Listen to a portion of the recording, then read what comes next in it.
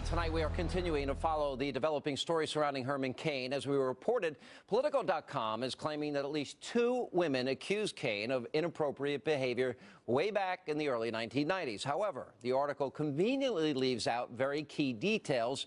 But that's not surprising, considering the left-wing media has a lengthy track record of breathlessly attempting to take down Republican presidential candidates while shamelessly protecting their Democratic friends. Like, for example, John Edwards, who ran for president twice, but news of his affair, his love child, were only exposed by a National Enquirer investigation. That was after the campaign had ended. Joining me in studio with much more on the double standard, the author of the New York Times huge, massive bestseller, Demonic, Ann Coulter is here. Last time on the program, called me a gossipy old woman and a brat, and because I liked your boyfriend. To the enjoyment of everyone in this room. Yeah. Yes, it's true. Okay, now back to Herman Cain. Well, let's stay on this topic. All right, go ahead. Look, the important point is, as we have all suffered through for the last 3 years, any criticism of Obama from Donald Trump, the Tea Party, racism, people who don't like Obamacare is, oh, you must be racist. No, I think we're upset because he's wrecking the country. Maybe that figures into it. We're against socialized health care. And this is why liberals detest conservative blacks. I mean, they harangue blacks and tell them you can't be a Republican, you can't be a Republican. It is so hard for a black to be a Republican. And then when we don't have that many Republicans or blacks showing up at a Republican event, oh, you have no blacks there. Well, maybe if you weren't haranguing them so much.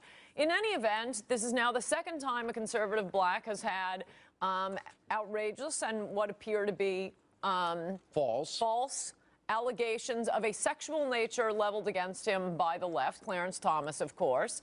And it's ironic because these sexual harassment laws, ironic in a cruel, vicious, horrible way, civil rights laws were designed to protect blacks from Democrats, from Democrat laws, from Democrat segregators, from Democrat governors, and Democrats in the White House wouldn't protect them. That's why we have civil rights laws. From that, you get the anti-discrimination laws and the sexual harassment laws. Now you got liberal women using laws to protect blacks in order to attack conservative blacks with these vicious, outrageous charges. You know, and that's why I went through the list of comments by liberal women that protected Bill Clinton. Oh, yes. But wait a minute. But then they were all outraged about Clarence Thomas. Think of the just absolutely vicious comments that mutual friends of ours, conservative African Americans in this country, go through hell and are called the most vile, vicious names. Right. But yet the media here, I think this is journalistic malpractice on their part, because they run with the story, there's no real sourcing, and, quote, they now tell us they're not going to get into the details. Right. If you're not going to give us the details. Right. Don't give us the story. Right. No, that's right. And everyone knows that an awful lot of these sexual harassment lawsuits, the bar has been set so low by court cases. I mean, things like a man having a photo of his own wife in a bathing suit on his desk. That has been considered a hostile environment. Silly comments made at a meeting, comments overheard, not even directed at a woman in the workplace, has been used as grounds for sexual harassment. Do you realize, as friends, the conversations and the things we joke about on a regular basis, what you always say about me, I am your, don't say it. But, you know, when you say that, do you realize in any work environment, we would both... No, it's absolutely true. Because people are humorless. And I'm not saying real sexual harassment doesn't exactly, occur. but they don't care about real sexual harassment, as we know from Bill Clinton. He dropped his pants and said, kiss it to Paula Jones. He pushed up against the wall Kathleen Willey, Juanita Broderick. He was credibly accused of raping Juanita Broderick.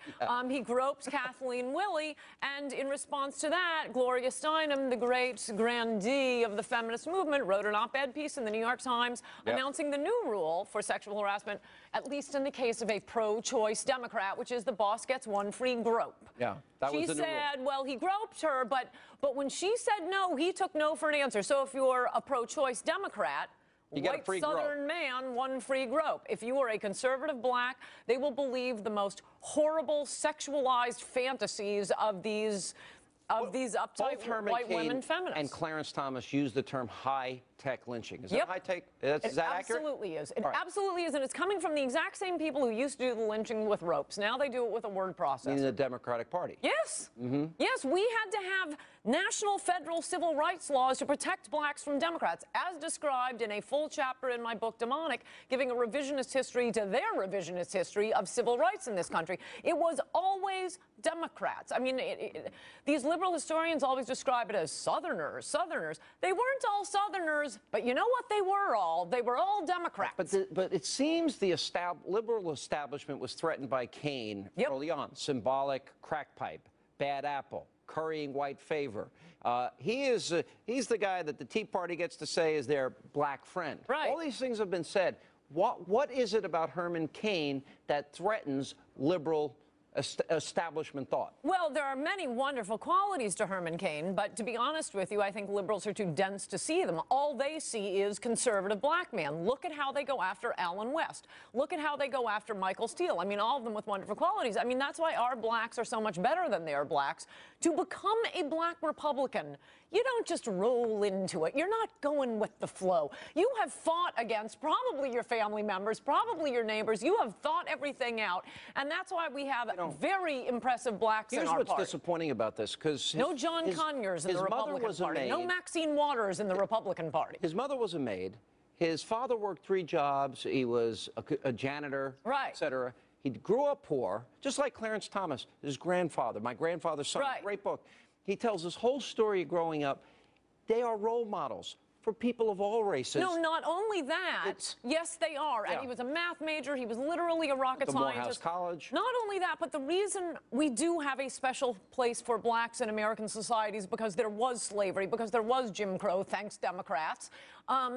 The president who we have now, who has benefited from this, oh, isn't this great? We have our first black president. Well, he's half black, and he is not the descendant of blacks who suffered these Jim Crow laws, who suffered through slavery. I'm not contesting that he was born in America or anything, but he is the son of a Kenyan. He is not the son, the grandson, the great-grandson of American blacks who went through the American experience. That is Herman Cain.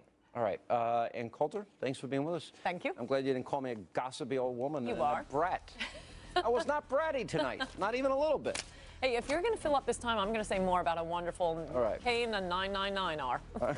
All right. And is that who you're supporting now?